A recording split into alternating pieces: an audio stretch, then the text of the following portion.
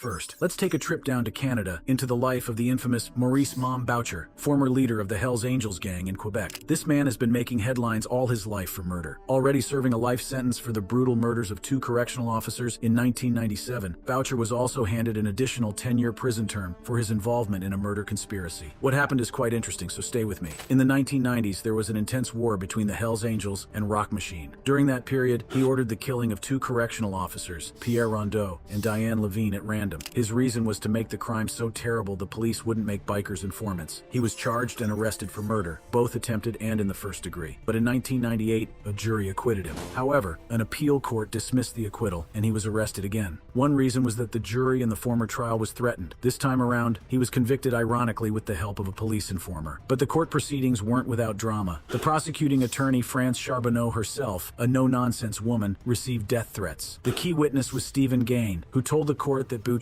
told him to carry out the murder. He had cut a deal with the prosecution, who offered him 7 years. But the biggest evidence against Boucher was financial records that showed that in just 8 months in 2000, the Nomads made $111,503,110 in Quebec. After the jury deliberated for 11 days, Boucher was found guilty of 1 count of attempted murder and 2 counts of first-degree murder. He immediately received 2 life sentences. However, Boucher showed no emotion besides a slight pursing of his lips. He was eventually detained in the only super-maximum security prison in Canada, but somehow that didn't deter him from still committing crimes in prison, using his daughter Alexandra Mongeau as a proxy for organized crime in Montreal. He even allegedly ordered the killing of Reynold Desjardins. Even though he knew he was being recorded, he said, "In the affairs of the mafia, okay? If he comes here, I know someone who can kill him if he wants. Because to me, Desjardins will be brought here. If he comes here, we can kill him." He then made a stabbing gesture with his hands. The plan, however, was foiled, and Boucher was arrested in his prison cell. He was charged again with conspiracy to commit murder. To the biggest surprise of everyone during the trial, he immediately pled guilty and was charged with an extra 10 years. But honestly, it didn't seem like he cared. When Justice Eric Downs asked him to confirm his guilty plea to the conspiracy charge, Boucher was forced to raise his voice and exclaim, "Guilty." When given the opportunity to address the court, Boucher chose to remain silent, uttering only the words, "All is good." Quebec Superior Court Justice Eric Downs, however, held a different perspective. Downs described Boucher as someone lacking any prospects of rehabilitation and noted that aside from his guilty plea, there were no significant mitigating factors in the case. It was as if Boucher enjoyed the thrill of people thinking he was a murderer and didn't even try to hide it. Photographer John Mahoney managed to capture a defining image of Boucher during the funeral of murdered Nomads member Normand "Biff" Hamill. The photograph displaying Boucher flashing a peace sign symbolizes his brazen attitude in the face of violence. We'll go all the way to Berlin, Germany for the sentencing of Kadir Padir and several others. On January 10, 2014, 13 masked men stormed into the Wet Café Expect, a local betting office. Among them was Tahir Ozbek, a victim caught up in a web of violence. The scene turned deadly when the leader of the Hells Angels rocker gang, Kadir Padir, fired shots, ending Tahir Ozbek's life in an instant. Padir and his cohorts were charged with joint murder, and Tahir was personally charged with incitement to murder. Tragedy struck on that fateful day of January 10, 2014, when Tahir Ozbek, a young man of 26, fell victim to a hail of 6 bullets in a betting office in Wedding, Berlin. The prosecution accused Kadir Padir, the alleged leader of the Hells Angels gang Berlin chapter, claiming that he orchestrated the execution as an act of retribution. They pointed out that Tahir's previous act of stabbing one of Padir's associates, a bouncer at a nightclub in Alexanderplatz, in October 2013, triggered this brutal response. Apparently, Tahir was a member of the Bandidos, who are enemies of the Hells Angels. The chilling moment was captured by surveillance cameras stationed within the betting shop as 13 figures stealthily entered through the establishment's rear entrance, some of them concealing their faces behind masks. As chaos ensued, with the assailants assuming control over the other customers, one among them emerged with a pistol. In a matter of seconds that felt like an eternity, 8 gunshots shattered the air, ultimately claiming 6 lives. Tahir Ozbek, tragically, met his untimely demise on that very spot. Though the events transpired within the blink of an eye, the meticulous recordings provided by the surveillance camera became a crucial piece of evidence that allowed law enforcement to swiftly apprehend the majority of those involved in this heinous act. Among the captured individuals emerged a figure by the name of Kassazi, whose gang moniker dubbed him the Persian. Plagued by terror at the prospect of facing a life sentence for charges of collective murder, Kassazi made the harrowing decision to cooperate with the police, offering his testimony. Because of him, the police had a better understanding of the way the Hells Angels worked in the country. Thrust into the spotlight as the trial's star witness, Kassazi found himself under an intensive veil of security and protection as measures were taken to ensure his safety. To no surprise, following his arrest, Kadir Padir vehemently denied any murder plans, maintaining that no order had been given to kill Tahir Ozbek. However, the court found sufficient evidence to support the prosecution's assertions. Surveillance video footage from the scene showed the masked attackers, leaving little doubt as to the identity of the assailants. The trial that followed this horrific event shed light on the dark underbelly of motorcycle gangs in Germany. The Berlin District Court, spearheaded by Judge Thomas Gross, faced the daunting task of delivering justice. After careful deliberation, the verdict was handed down, and the nation held its breath. 8 men associated with the Hells Angels rocker gang were sentenced to life imprisonment, marking a milestone in one of Germany's largest ever trials involving biker gangs. The leader of the Hells Angels charter in Berlin, Kadir Padir, received a life sentence for his role in instigating the murder. Judge Gross described his antagonistic behavior and influence as antisocial and aggressive, instrumental in orchestrating the crime. The somber atmosphere of the courtroom shifted as Judge Thomas Gross delivered the final blow: life imprisonment for the 8 guilty defendants. But again, to no surprise, Kadir Padir showed absolutely no emotion regarding his. Next, we'll go to Massachusetts for the sentencing of Adam Lee Hall. In the year 2014, Hall, accompanied by his partners in crime, David Chalou and Caius Veiovis, stood accused and were subsequently found guilty of first-degree murder. These 3 individuals were held responsible for the heinous act that claimed the lives of David Glasser, Edward Frampton, and Robert Chadwell. The trio invaded Glasser's residence, unleashing a hail of bullets that tragically snuffed out the innocent lives of their victims. The macabre tale continues as Hall, Chalou, and Veiovis resorted to unspeakable acts, dismembering the lifeless bodies before sealing them within plastic bags. Their grim journey took them through the lonely stretches of Beckett, where they buried their remains in an inconspicuous ditch. It was a grim and harrowing scene that would only come to light weeks later, when the authorities stumbled upon the mutilated corpses, putting an end to their search that had begun 13 agonizing days prior. After he was caught and arrested, Adam Lee Hall was charged with 3 counts of first-degree murder and kidnapping. But the court proceedings were not without drama of their own. Hall had an outburst as the prosecutor gave his final statement. The DA was explaining Hall's movement at the time of the disappearance and killing of the victims. However, Hall interrupted the DA's statement using vulgar words to insist on his innocence.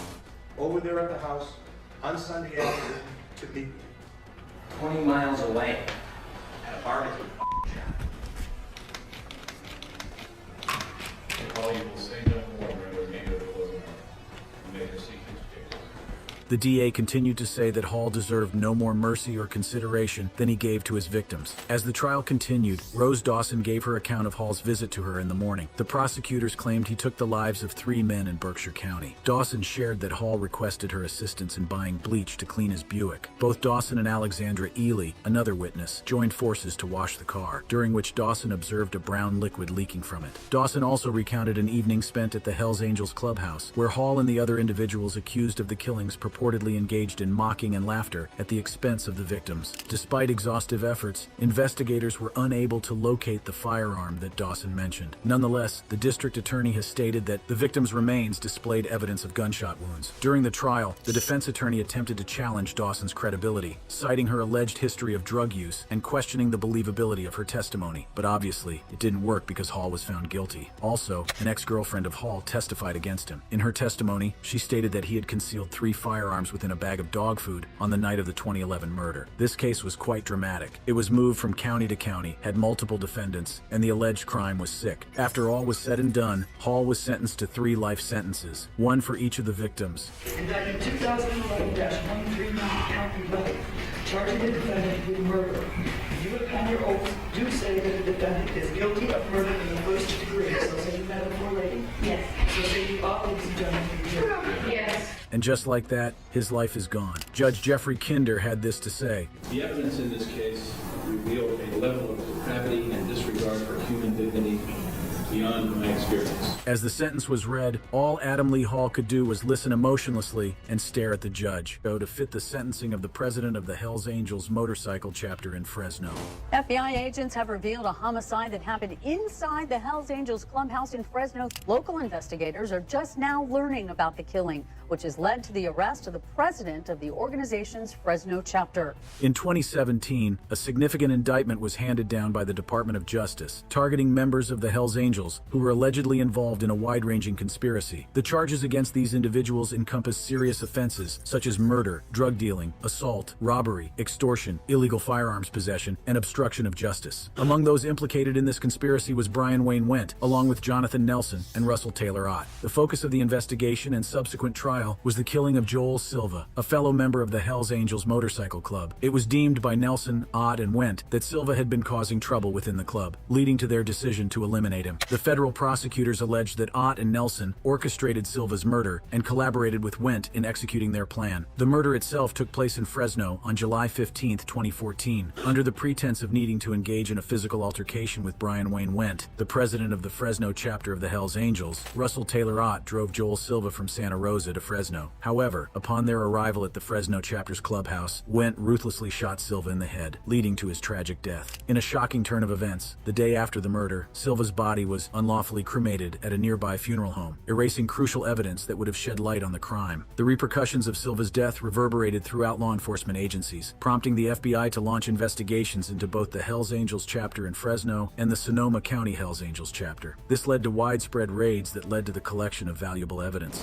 Multiple weapons, at least 10 motorcycles, drugs, and we believe garments that have human DNA and blood. A surprising thing about this case was that the Fresno Hells Angel chapter operates a toy drive for kids and all during the December holidays, so one can see them as the good guys. But a 2017 indictment that describes the Hells Angels as a violent transnational outlaw motorcycle gang begged to disagree. The Hells Angels Sonoma County chapter was seen as a subset of the gang, whose members primarily operate in that Northern California county. During the trial, additional revelations emerged regarding the activities of the Sonoma Hells Angels Club. Witnesses came forward, testifying about a disturbing pattern of intimidation employed by the motorcycle gang to dissuade individuals from approaching law enforcement with information. Anyone who might have served as a witness, or even their families, were subjected to explicit threats of harm should they cooperate with authorities. The severity of their crimes and their involvement in the conspiracy led to all three defendants facing a mandatory life sentence in prison. The Department of Justice made it clear that they would pay the consequences for their actions, and pay they did. Brian Wayne Wendt, along with his two collaborators, were sentenced to life imprisonment. As the doors of the courtroom closed, Wendt, Nelson, and Ott were left to grapple with the weight of their actions, facing a future behind bars with the unavoidable reality of a life sentence. Next, we'll go directly to Seattle for the sentencing of Rodney Lee Rollness, who did everything in his power to stop the court proceedings. Rollness was convicted of the murder of Michael Santa Walsh during a party in rural Snohomish County in 2001. Walsh had earned his name because of his flowing white beard and the fact he played Santa Claus for children living with developmental disabilities. Prosecutors revealed that Rollness and another individual committed the crime after discovering that Walsh had falsely claimed to be a member of the Hells Angels. As a consequence of their actions, they received a filthy few patch, signifying their readiness to kill on behalf of the club. Due to this, he was charged with robbery, extortion, and murder. Rodney Lee Rollness faced his sentencing in the U.S. District Court, Seattle. However, he interrupted the proceedings to voice his dissatisfaction, claiming that he had been unjustly treated. The prosecutors presented evidence demonstrating Rollness's history of violence and aggression. In 2001, with the club's approval, he brutally assaulted a 60-year-old man, stealing his Hells Angels memorabilia. That same summer, Rollness shot and killed Walsh, leaving his body by the side of the road. Additionally, the government recounted other instances where Rollness had stolen Harley-Davidson motorcycles after threatening their owners. When a mentally disabled friend of one victim contacted the police, Rollness terrorized him and even threatened to remove his tattoos using a wire brush. Eventually, the man relinquished his motorcycle to Rollness in an effort to settle their dispute. Federal prosecutors characterized Rollness as a petty, mean, cruel, and violent bully. They provided a compelling narrative of his quest for membership in the Hells Angels and his zealous defense of the club's reputation. These aspects painted a disturbing picture of a man who believed in using force to maintain the honor associated with his chosen affiliation. The government's prosecution revealed that Rollness and the other Hells Angels members exhibited ruthless criminality that contradicted the public image of the Seattle-based Nomad chapter. Their purpose was to defend the reputation of the club, a responsibility they fulfilled by punishing, and in Rollness's case, killing anyone who falsely portrayed themselves as a member. This high-profile conviction marked a significant triumph for the government in its ongoing battle against outlaw motorcycle gangs. Rollness, being an enforcer for the Hells Angels patch, a winged skull emblem indicating membership, had relentlessly pursued his aspiration to join the club. As stated in court documents, Rollness believed that wearing the patch was an honor, and he believed it was his duty to punish individuals who pretended to be Hells Angels. In Rollness' view, wearing the patch was an honor, and anyone who dared to falsely claim they were a Hells Angel deserved to be punished, federal prosecutors said in sentencing documents. Following a 10-week racketeering trial, Rollness, together with two other motorcycle club members, was found guilty of 12 charges, including murder, conspiracy, and membership in a racketeering-influenced and corrupt organization, RICO. The Department of Justice, originally utilizing the RICO statute against crime syndicates like the Mafia, adapted its use to target street gangs and violent organizations. Thus, he was sentenced to life in prison. Upon hearing the life sentence, Rollness expressed his dissatisfaction and accused the judge judge of permitting false testimony from paid informants. They cheated. They perjured themselves. I've heard enough lies from these people. To him, it was all a carefully planned assault on his character by crooked cops. At the sentencing, he also said, "I was railroaded. I'm not guilty here. I'm only guilty of standing up for my family and against crooked cops." You're illegally sentencing an innocent man. However, his grievances and protests would need to be addressed through the appeals process, because Judge Lasnik made it clear that Rolna's concerns would not affect the outcome of it. Next, we'll go to the dramatic sentencing of Caius Veiovis. Caius Veiovis was part of the Hell Angels group that planned and orchestrated the murder of David Glasser, Edward Frampton, and Robert Chadwell. According to prosecutors, Veiovis actively participated in the abduction and fatal shooting of the victims, along with 2 other individuals who were subsequently murdered, to silence them as witnesses to one of the killings. It is alleged that one of the victims, Glasser, was scheduled to testify against a member of the Hells Angels in an assault case. This led to Veiovis being charged with first-degree murder, witness intimidation, and kidnapping. However, there was just a little bit of drama in the courtroom. The defense insisted that their client was innocent. The Commonwealth has never been able to find the scene of these killings, and therefore I expect there will be no evidence or testimony connecting Mr. Veiovis to the location or locations where these crimes occurred. Even Veiovis insisted that he was innocent and claimed the prosecution knew. He even refused to accept any plea deals or even talk to the police. VA papers called my attorney, Gavin Reardon, and told me that he knew I did not kill these men, but that he had even said I was involved in disposal of bodies. He offered me conspiracy after the fact, 7 years. I told my lawyer what I've told him and others many times before. My hand was not in this.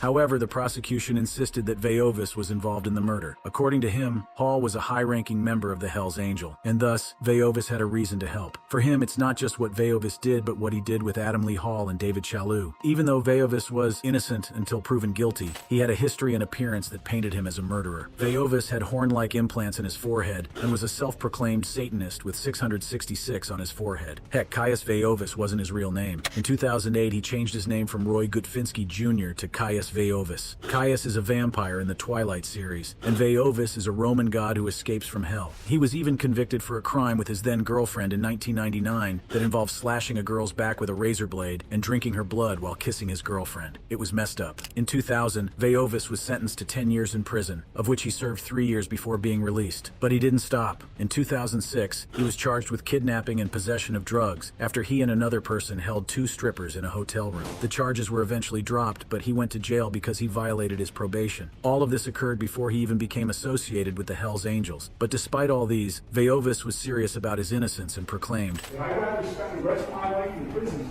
and be able to face myself in the mirror at the end of the day and make that kind of deal. However, the evidence against him was stronger than his insistence that he was innocent. That this was committed with deliberate premeditation. So say you, Mr. Foreperson, was this the verdict of the jury? Yes. He was found guilty of all the charges, leading him to 3 life sentences without parole. Veiovis's reaction to the sentencing was exactly what you'd expect of a man who believed he was wrongly accused and then sentenced to 3 life sentences. I mean, his life was essentially over, so he had a very public outburst. I'll see you all in hell, too. Remember that. Every one of you, I'll see you in hell. He even said he'll appeal it. Justice was not served. I'm an innocent man. You condemn an innocent man, and I will appeal this.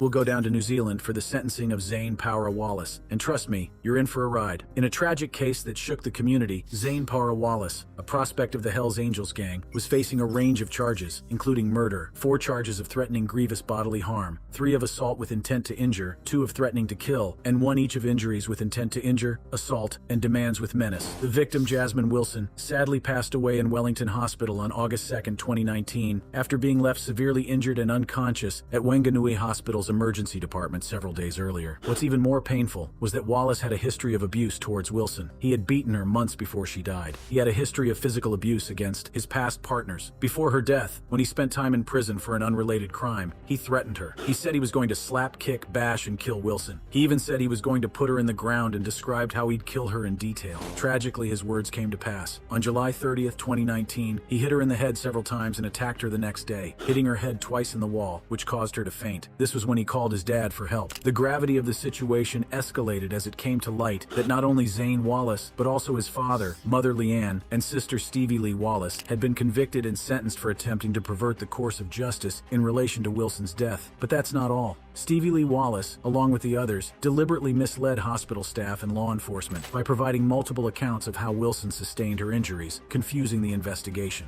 During the court proceedings, 11 victim impact statements were presented, each painting a vivid picture of Wilson's remarkable character, a kind, talented, and radiant individual who brightened every room she entered. Brenda O'Shea, Wilson's mother, described her daughter as deeply connected to her Wanau, Te Ao Maori, the Maori world, and the arts. Wilson was a loving sibling, a kapa haka tutor, and an ever-smiling jokester. Her sister, Georgia O'Shea, embraced the field of makeup artistry due to Wilson's encouragement. Tragically, Georgia had to use her skills to try to reconstruct her sister's face after her untimely demise, forever haunted by the image of her once vibrant sibling. One cannot imagine the pain she felt doing that. Mary Mitchell, Wilson's aunt, characterized Zane Wallace as a deceiver, cloaked in innocence, forever tainted by the blood on his hands. According to Mitchell, Wilson likely endured his abuses out of fear for her family's safety. Chris Wilson, Wilson's father, expressed that no words he could utter would change Zane Wallace. Instead, he appealed to the court to impose a significant prison sentence, allowing the correctional system to address the brokenness within Wallace. The prosecutor, Chris Wilkinson Smith, referred to the murder as a horrific tragedy, compounded by the recent loss of Wilson's son's father. The defense, Debbie Goodlett, acknowledged Wallace's awareness that he would face a life sentence, either lifelong imprisonment or parole. She said he was committed to addressing the underlying issues that fueled his violent tendencies. But was that enough? Justice Francis Cook took into account Zane Wallace's tumultuous background, marked by cultural alienation, deprivation, violence, and substance abuse. Having been introduced to drugs at a young age, Wallace's subsequent criminal activities led him down a destructive path. However, in the eyes of the law, a murderer is a murderer, regardless of the socioeconomic factors in their past. The court proceedings at the High Court in Wanganui took a tumultuous turn when tensions between the families erupted, requiring extra security to maintain order in the courtroom. Several members of Wilson's family told Wallace to burn in hell. Wallace eventually pleaded guilty to the murder charge on the day his retrial was scheduled to commence in the High Court at Wanganui on July 25, 2022, just before the jury was selected. Prior to that, he had already pleaded guilty to multiple charges, including threatening grievous bodily harm, assault with intent to injure, threatening to kill, and other offenses involving assault and intimidation. Ultimately, Wallace received a life sentence with a minimum non-parole period of 15 years and 6 months. Surprisingly, Wallace accepted the sentence with no issues, as noted by his defense attorney.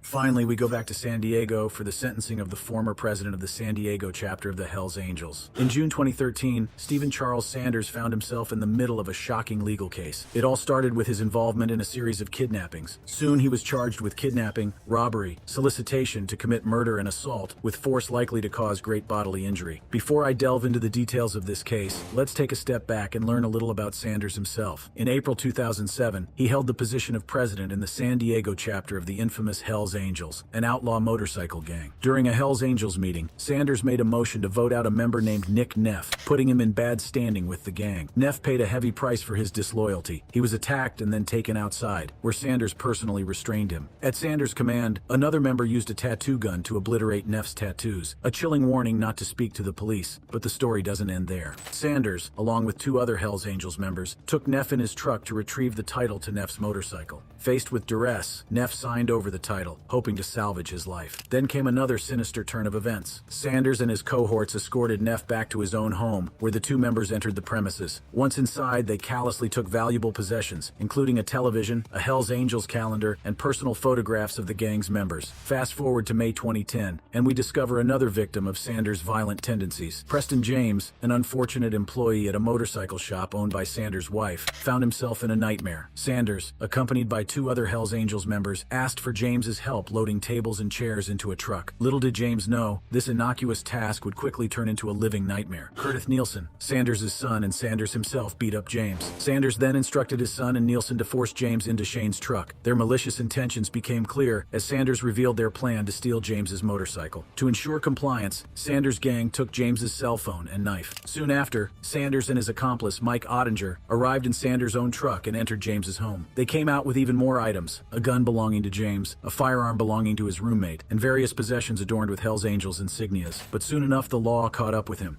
I'm in here for multiple cases. I'm in here for armed robbery with a gang enhancement. I'm in here for assaults. I'm in here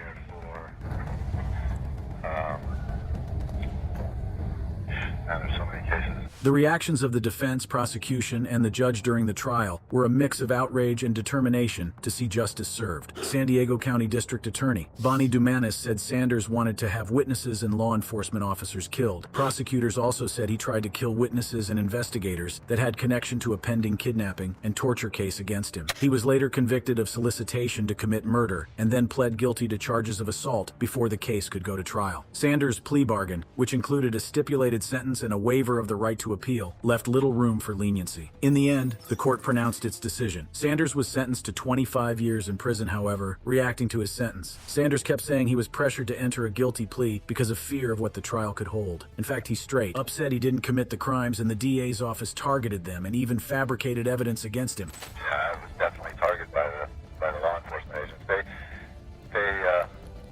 These law enforcement officers are just flat out obsessed with trying to put me and other Hells Angels in jail. Thanks for watching. Click on the videos on your screen for similar content.